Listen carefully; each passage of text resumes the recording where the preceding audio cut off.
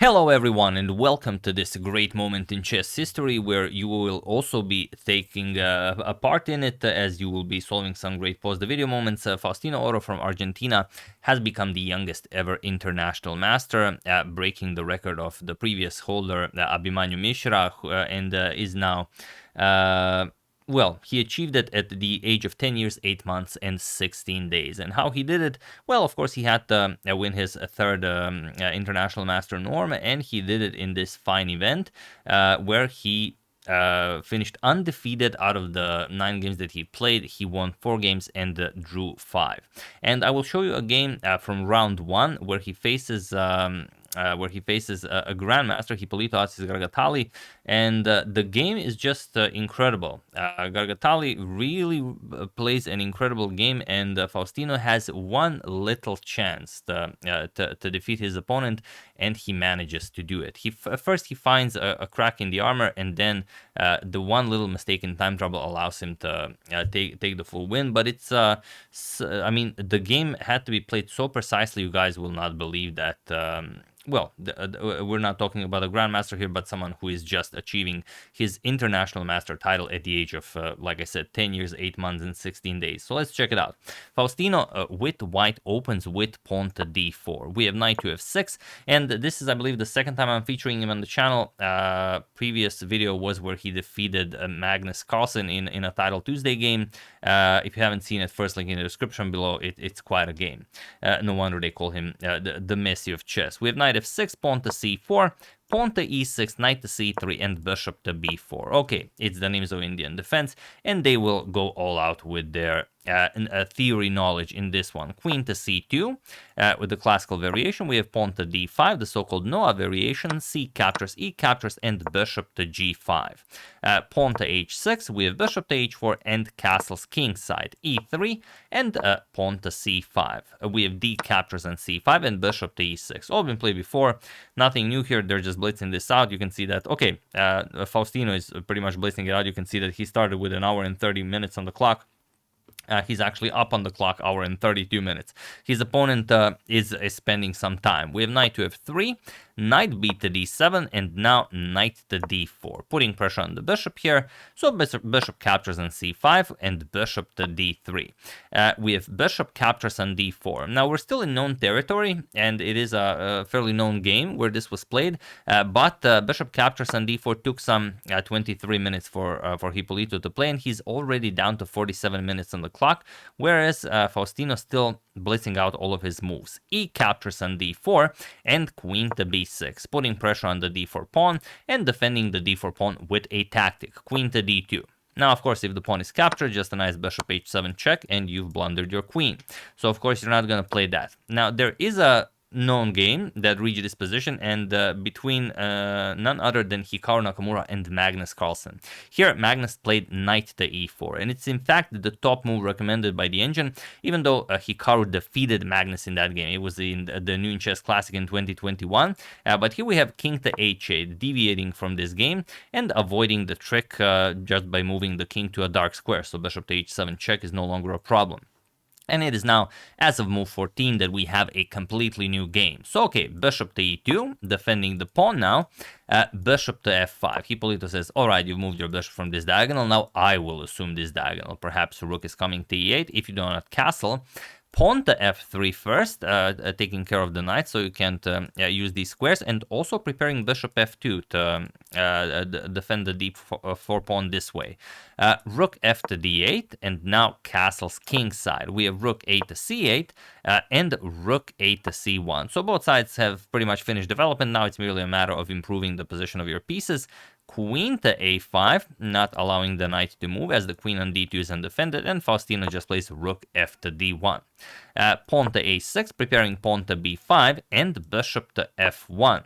Tucking in the bishop for later use, and now you are thinking of, well, utilizing the e-file for your rooks. We have rook to c6, preparing to double rooks on the c-file, and rook to e1. We have bishop to g6, and bishop to d3, offering a trade of light square bishops. Bishop captures, queen captures, and rook d to c8. We have rook to e2. Now you're flexible, you can double up on the c-file, double up on the e-file, and just pawn to b5. And you can see that it's well, it's an intense position. Objectively, it's an equal position, but time on the clocks do make somewhat, of an issue for black, because 24 minutes versus 2 minutes, I mean, that is a lot. We have pawn to a3. Now the knight cannot move, so a2 is not a threat, and also you might have b4 in some lines. Yes, a3 is hanging, but you always have to be careful when b4 is a possibility. We have rook to c4.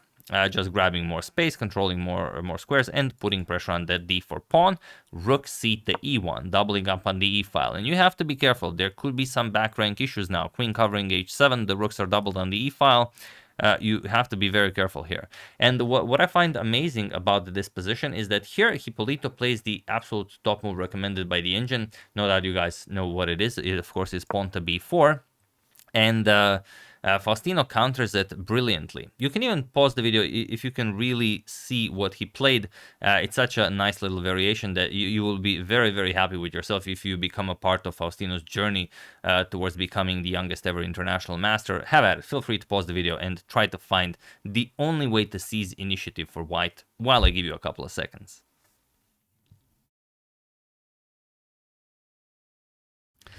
So for those of you who were able to do it, congratulations on taking advantage of those back rank issues. And for those of you who just want to enjoy the show, it is a captures on b4. Now, it doesn't matter whether you capture with the queen or the rook. Queen captures on b4 was played here, and now bishop captures on f6. So what do you play? G captures runs into queen to f5, and you can just resign here. There's no defense. So knight captures has to be played, and now comes the move. Knight captures on d5. No doubt you've seen it once you've decided to capture on b4. And it's a free pawn. If you capture back, then back rank issues, game over. h7 is covered. If you capture is checkmate, you have to bring back the queen, and now you just pick up the queen and the rook on c4. You have a queen for a knight, of course, completely winning. So instead, after knight captures on d5, you have to go back. Hipolito plays queen to d6, and now knight captures on f6. Again, you have to capture with the pawn. If you capture with the queen, the same back rank issues will be your demise. So g captures on f6, and now rook to e8 with check. King to g7, only move. Rook captures on c8. We have rook captures, and now rook to d1. And this is the position. Objectively, it's still a draw, 5 pawns versus 4, but okay, it is a healthy pawn structure, and Hipolito still has a doubled f pawn to worry about. But if played well, it's still a draw. So let's see if Faustino, who is trying to acquire his international master title, can outplay a grandmaster from this slightly better position. Queen to b6. Okay, putting pressure on b2, nicely aligning the queen with the king here. Queen to e2, just nicely defending the b2 pawn. We have rook to d8 with a double attack here, and queen to f2. So you have everything defended, and now it's time to start improving your position. Queen to b3, now comes rook to d2. Okay, everything is still defended. You have to play h3 or h4 at some point, so you don't have any back rank weaknesses yourself. Queen to c4, and now, of course, pawn to h4. We have pawn to h5, queen to g3 with check, king to f8, and now queen to f4, trying to get the black king away from the safety of the two pawns. We have king to g7, and now king to h2. And here, the only move that allows you to continue the game as black is queen to c1. I'm not going to tell you why, because that might spoil the next pause the video moment, but in the game, rook to d5 was played, and this is the moment that I mentioned at the beginning of the video. So everything up until this point, okay, Faustino did outplay him a little bit. He did find a very nice knight captures on d5 once b4 was played, and he is the one pushing here, but it is only now as a rook to d5 that the game is objectively winning for Faustino. So feel free to pause the video and win him that international master title while I give you a couple of seconds.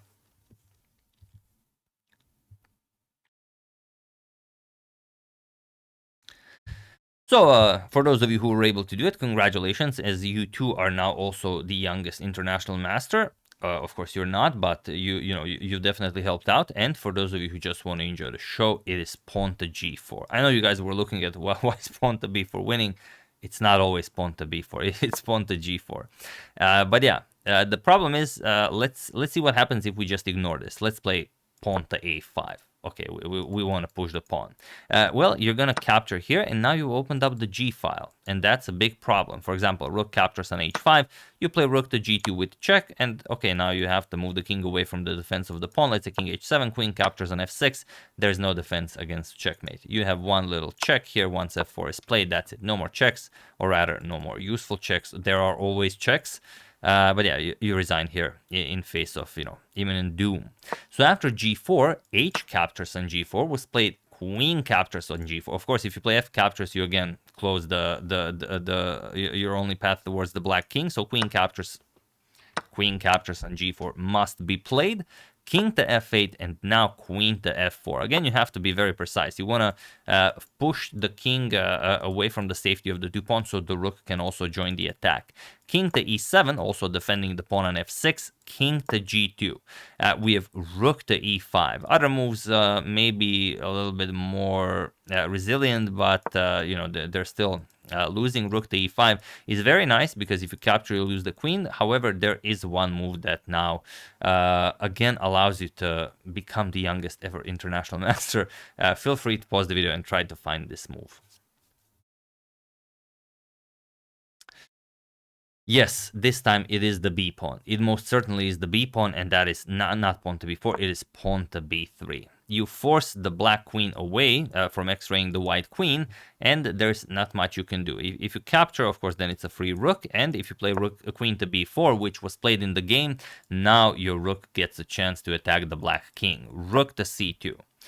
Queen captures on b3, saying, okay, you capture my rook, I'll capture your rook, but rook to c7 check. King to d8, again trying to trade rooks, but even if you trade it, it's still winning for white. Faustino wants to be as sure as possible that he does not miss anything. Rook to c6, we have queen to b2 with check, king to g3, and now queen to b4 is played. It's probably comes with the idea that, okay, now if captures, you can't capture the king defense. Maybe there's some sort of a perpetual here. In reality, there isn't, but a little time on the clock. Faustino does not mess around. He just plays queen captures on f6 with check, rook to e7, and now he finishes in great style, rook to d6. And he was in this position on move 51 that Hipolito, Asis, Gargatagli resigned the game. As there is nothing more to be done here. You cannot, if you capture, of course, you're down a queen. If you go here, then queen to h8 is checkmate. And if you move the king anywhere else other than d8, the rook is undefended and you will be down a full rook. So let's say king to c8, you're going to capture here, and that's it. There are no tricks, there are no checks, useful ones, of course, and that's it. e1 covered by the white queen. Beautiful, beautiful game by Faustino. Like I said, it all came down to this moment where...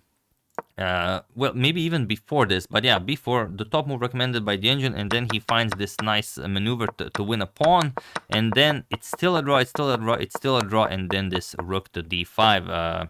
Hipolito crumbles in time pressure. Like I said, queen c1 still possible, but rook d5, and then pawn to g4. Beautiful stuff here. So yeah, Faustino becomes the youngest ever international master, breaking down the record of Abhimanyu Mishra. He's now the youngest ever with 10 years, 8 months, and 16 days. And these are the results from the tournament, or rather the final standings. He shared first place with Christian Andres Hernandez, and you can see that Hipolito is second place with 6 points, or rather third, whether you want to call this shared first or first, second, and third. So Faustino's victory over Hipolito directly cost him the win in the tournament, which is, I mean, as he was the only, I believe he was the only grandmaster in the event. Yeah, that's a pretty big deal. But yeah, who knows how strong Faustino is? I mean, he literally crushed Magnus Carlsen. Okay, it was a Title Tuesday game, but I mean, you try crushing Magnus in a Title Tuesday game. It's not, definitely not a joke. Like I said, if you haven't seen it, first link in the description below. But yeah, huge congratulations to Faustino, the Messi of chess. Huge contribution to Argentina. I imagine they're thrilled to have him, as would anyone be. And yeah, very much looking forward to what he does next, who he takes down next, and how long, maybe will it be a year or 2 years before we have perhaps again youngest ever grandmaster. So yeah, that's the game. Hope you guys enjoyed it. A little bit of news from the chess world, deviating from the Grand Chess Tour a little bit, but I hope you guys welcome the news. And yeah, I would like to thank Benjamin Nerkot, Marcus Grebel, Samuel Kane, Tamim Hamidi, and James Eugene Cashman for your contribution to my channel. Thank you a lot. I really appreciate it. As usual, you can check two of my previous videos here. Thank you all for watching, and I will see you soon, continuing to check up on your wonderful suggestions and whatever else happens in the chess world. So thank you all. I will see you soon, and have an excellent rest of your day.